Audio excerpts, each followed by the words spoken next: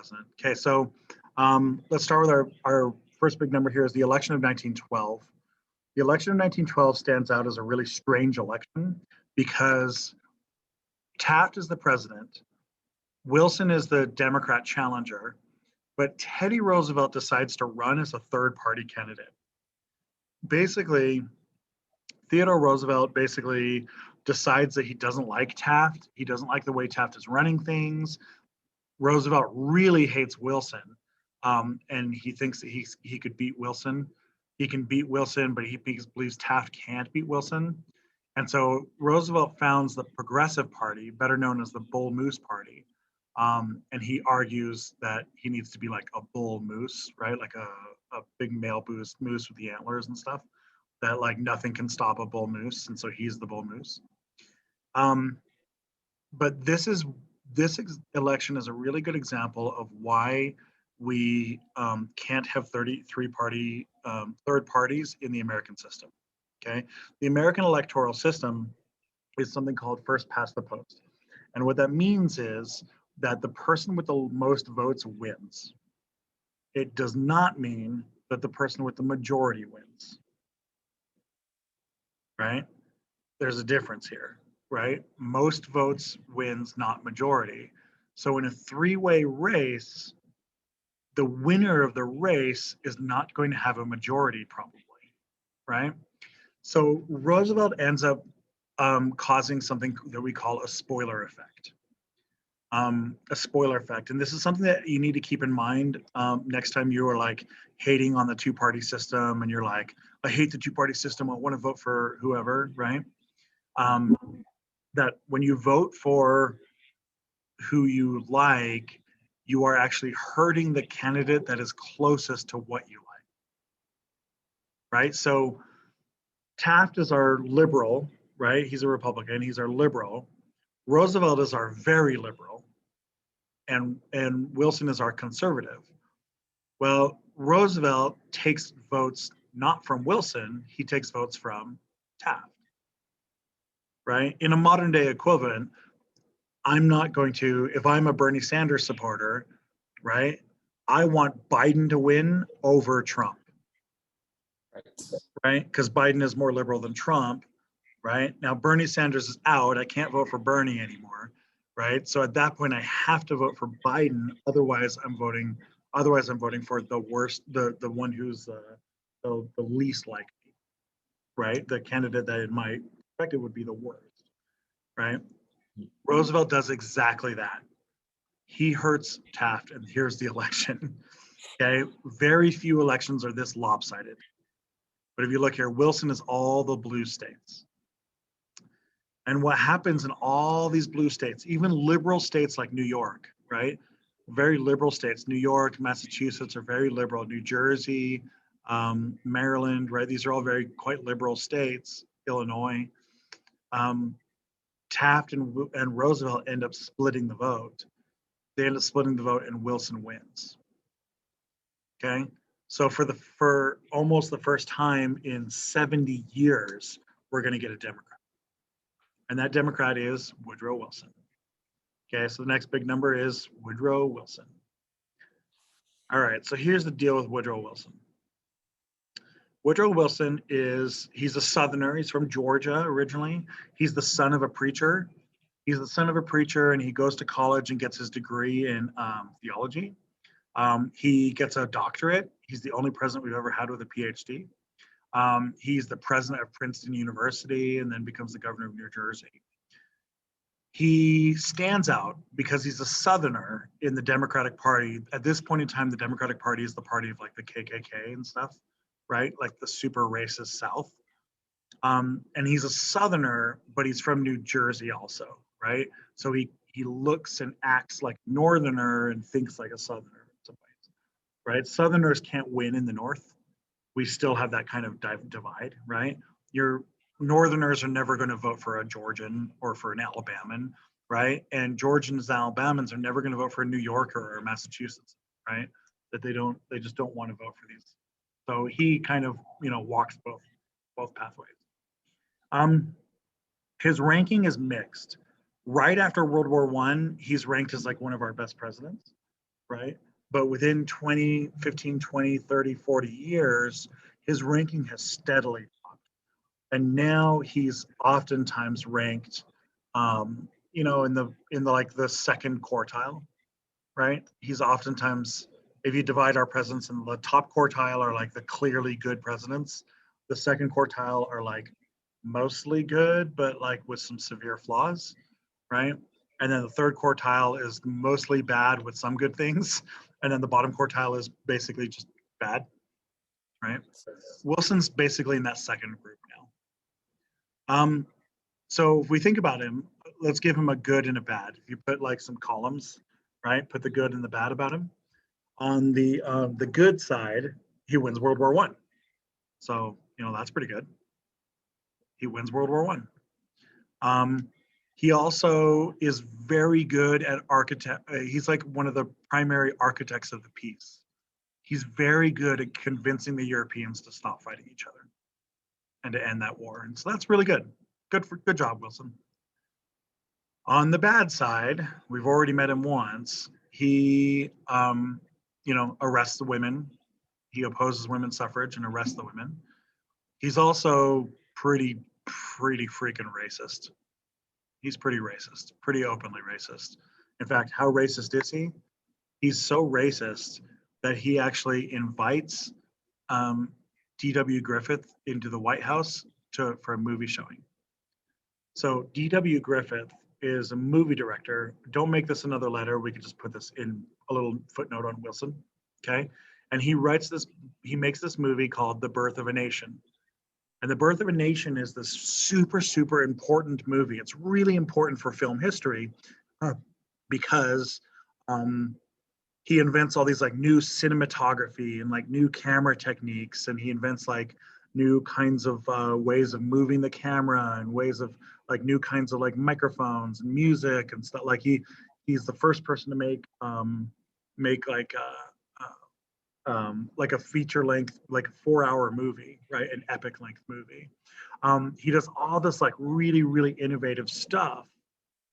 The problem is the nation that's being born in his movie is the KKK. The movie is the history of the KKK. And the movie is pretty really offensive. It's really bad. As bad as you think a movie about the KKK is, it's worse. Yeah, it's a bad movie. And he's talking the whole time about like the glory of the KKK and like how good they are and the glory of it and how evil black people are and all this other stuff. It's a nightmarish movie, right? But Wilson invites him into the White House with leadership of the KKK and has them over for like a movie screening and a dinner. So that gives you an idea of what kind of a dude we're dealing with Wilson. All right, so one other idea that you need here is something called Wilsonian idealism. So Wilsonian idealism is this idea. I don't think it fits neatly into the good idea good or bad. I don't think it fits neatly into good or bad. So Wilsonian idealism is where you basically take American exceptionalism, the idea of American exceptionalism, and you apply it to foreign policy.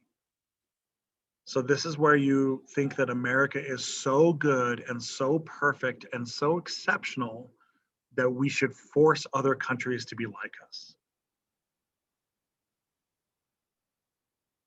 So modern day equivalent, right? The modern day version of this is President Bush Jr.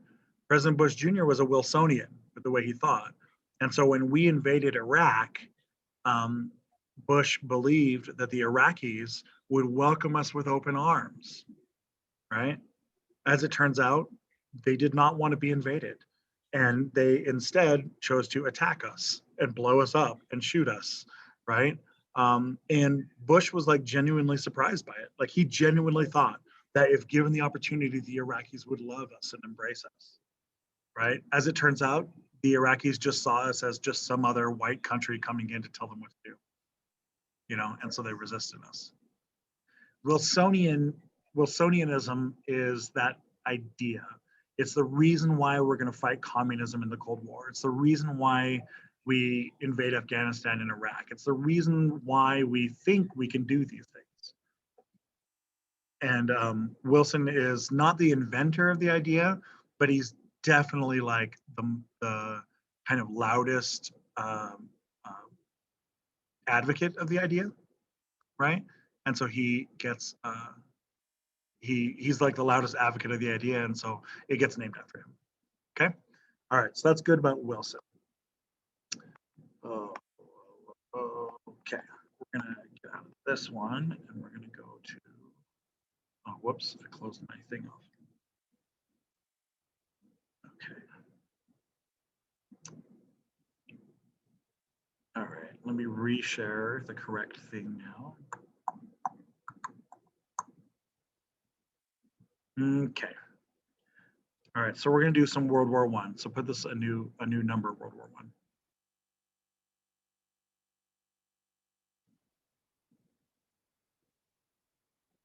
All right.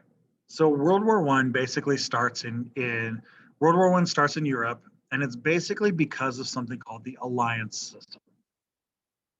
That Europe is basically this collection of alliances where each country, a collection of alliances where each country is linked together in this chain of alliances, right? So if Austria attacks Serbia, if you look on my diagram here, right? If Austria attacks Serbia, Russia is allied to Serbia, so Russia goes to war with Austria, and Russia brings with it France and Britain. But then Austria brings in Italy and Germany. Germany brings in the Ottomans. You see what's going on, right? Like it's this like delicate spider web of everybody sitting there with loaded guns pointed at each other's heads, right? And then somebody comes and plucks the web, and then the whole side activates. That's essentially what happens. In 1914, in Sarajevo, today part of Bosnia, back then part of Serbia, the Archduke Ferdinand, he's the Crown Prince of Austria, the Archduke Ferdinand is traveling in the area, trying to show off the majesty of the Austrian crown, right? The problem is that Serbia is in a rebellion. Serbia doesn't want to be part of Austria. Serbia wants nothing to do with Austria. Serbia is in a revolutionary war trying to break away, and so okay, yeah. So Serbia's trying to break away from Austria. So the Archduke is driving through Sarajevo, and a group called the Black Hand. They're a terrorist group. They're like a Serbian nationalist terrorist group, and they're being led by this guy right here in the picture, Gavrilo Princip. And they decide that they're going to assassinate the Archduke. Okay. The story of it is, pretty funny, but we're going to just jump ahead, right? The result here is that Gavrilo Princip kills the Archduke, which then Austria then reinvades Serbia, which activates Russia, which activates France and England, which activates Germany, which activates Italy, and then we're at war. All of Europe is at war. Okay. World War I begins July of 1914.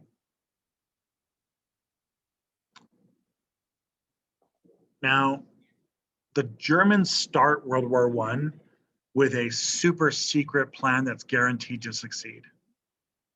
So you should call it the super secret German plan that's guaranteed to succeed. With a name like that, how could it fail? Super secret plan that's guaranteed to succeed. All right, so the super secret plan that's guaranteed to succeed, it has kind of 4 parts to it. Okay, Part one is that Germany invades through Belgium. They go through Belgium to surprise the French. Okay, so Germany wants to invade through Belgium to surprise the French. That's part one. Now they think that the Belgians are going to just welcome them in, and that the Belgians are going to be cool with that, right? And that the French will be so surprised that they'll just collapse. Okay, so that's super secret plan number one. Okay, Part two is the French will be so surprised that they're just going to collapse. That they're going to be so surprised that they won't even be able to hold it together. They're just going to collapse. Okay. Super secret plan part three is that you have to take France out before Russia is ready to fight. Right? Russia is so slow to mobilize because Russia is so big. It's so big. It's so massive. Right? Russia is a really scary opponent, a really, really scary country to fight, but it also just takes forever to transport goods across Russia. Right? The trains aren't very good. Like it just takes forever. Right? It takes weeks and weeks for Russia to mobilize. So if you can knock France out right away, right, that'll work great. Okay. And then the last part of this, part four, is that England isn't going to join. England doesn't. England hates France. England has gone to war with France many times, and England won't join. Right? Okay. So now next to that, we're going to put reasons why the super secret plan failed. Reason why the super secret plan that's guaranteed to succeed failed. So reason why it failed. All right. So number one, Belgium did not welcome the Germans. As it turns out, Belgium didn't want to be invaded. Shocking, huh? That's crazy. Yeah, crazy. So the Belgians didn't want to be invaded. And so what the Belgians do is they just kind of blow up all of their trains. They blow up all the train tracks. They actually go as far as to blow up the dikes and flood their own cities. The Belgians know that they can't really win the war against Germany. And so they just flood the cities. They flood the cities. They blow up the trains. They basically just slow Germany down so Germany can't do anything. Okay. What's part two? Part two of the plan.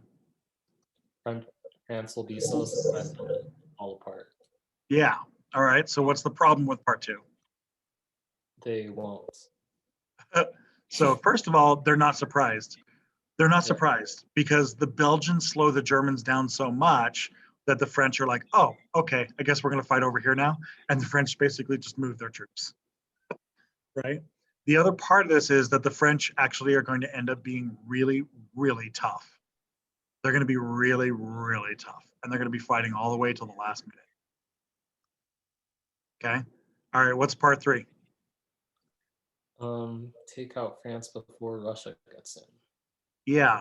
So it takes Russia almost 4 weeks to mobilize, right? It takes Russia quite a long time to mobilize, which is why Russia did it 5 weeks ago.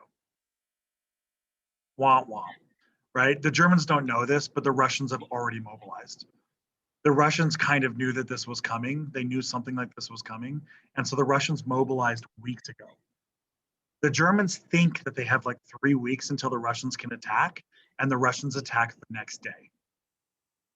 Womp womp. Okay. What's the last part of the plan? England won't join. Is that England won't enter the war, right? Well, England enters the war. Oh boy, do they enter the war.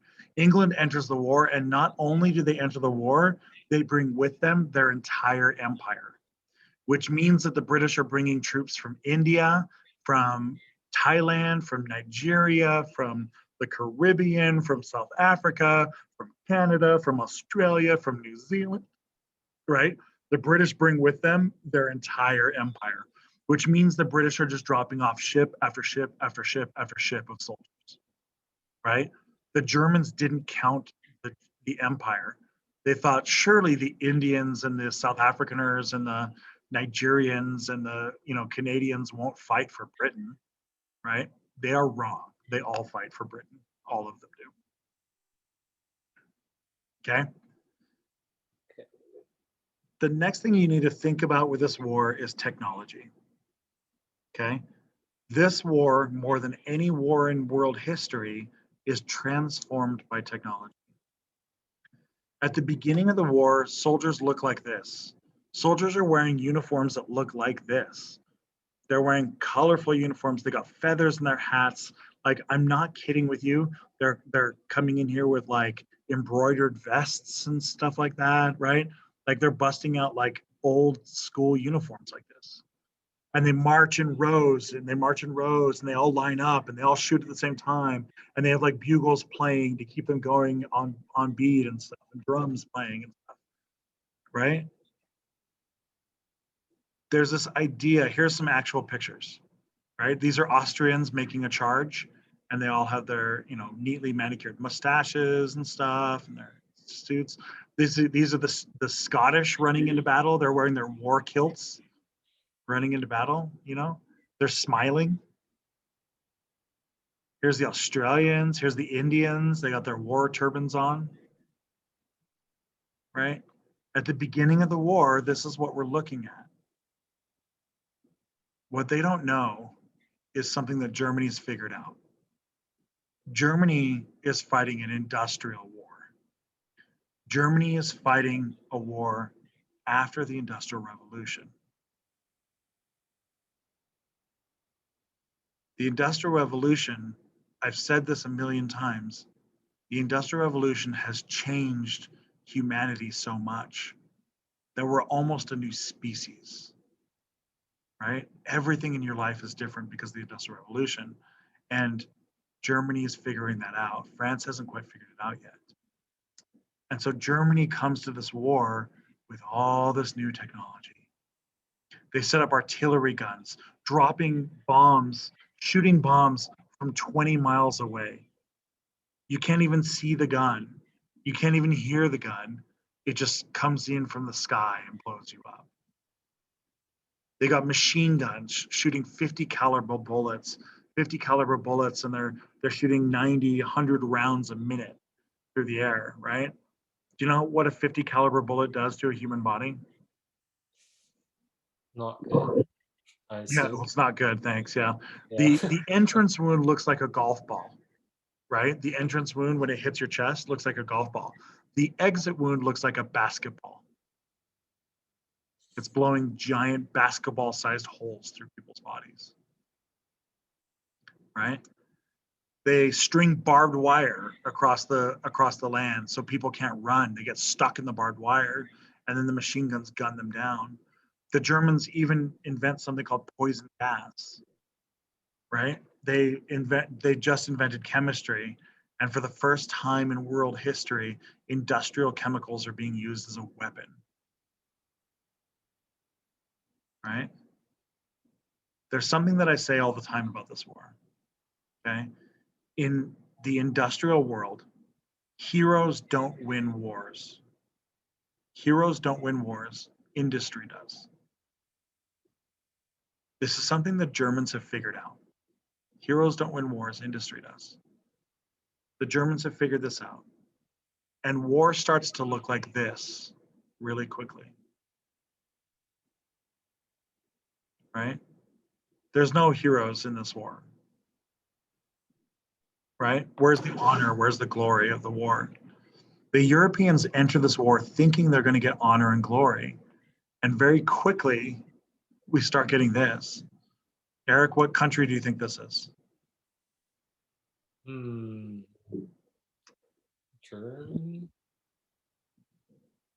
I have no idea. That's the point. See. Everyone's anonymous now. You're just some dude with a bag on his head shooting some other dude with a bag on his head because some dude in a city on the other side of the continent told you to do it. Right? The Industrial Revolution has changed war so much. We're going to start getting, for the first time, what we're going to call genocide. We don't know this yet. We don't have the word yet, but it is genocide. This is also the first war that works on the z-axis as well, right? The x and the y-axis are like the battlefield, right? Like a horizontal plane. The z-axis is vertical because it's the first war with planes. It's also the z-axis goes down because it's the first war with submarines as well. For the first time ever, war starts looking like this. Here's the most famous picture of the war. It's called Over the Top, right? And it's captured right at this moment that this man is being blown up. Most famous picture of the war. These are French soldiers trying to run across the no man's land. this is the war that's happening, and the United States wants nothing to do with this war, right? We are like, holy crap. We're looking at this war and we do not want anything to do with this war. Okay. The death toll of this war is bigger than anything the world has ever seen before. It's so big, it's so monstrous. Like, it's hard to wrap your mind around the idea that this death toll is like 10,000 people dying every like 5 minutes, right? It's insane. All right, we're going to leave here. We're going to pick it up. I forgot Monday we don't have class. So